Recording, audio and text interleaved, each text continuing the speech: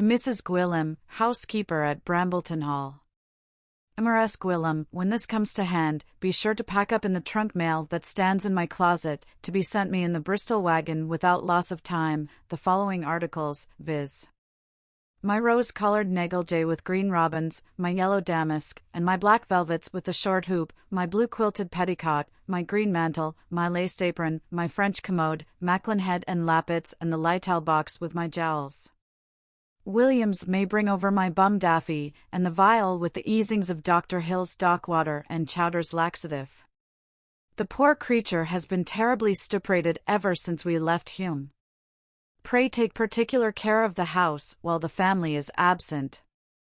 Let there be a fire constantly kept in my brother's chamber and mine.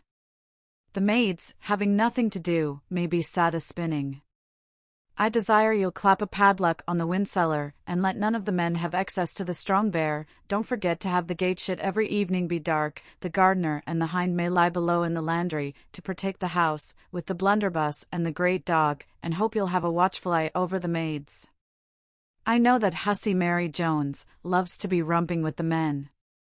Let me know Alderney's calf be sold yet, and what he fought, if the old goose be sitting, and if the cobbler has cut Dicky, and how poor Animil bore the operation. No more at present, but rests, yours, Tabitha Bramble Gloucester, April 2nd. T.O. Mrs. Mary Jones, at Brambleton Hall. Dear Molly, heaving this importunity, I send my love to you and Saul, being in good health, and hoping to hear the same from you, and that you and Saul will take my poor kitten to bed with you this cold weather.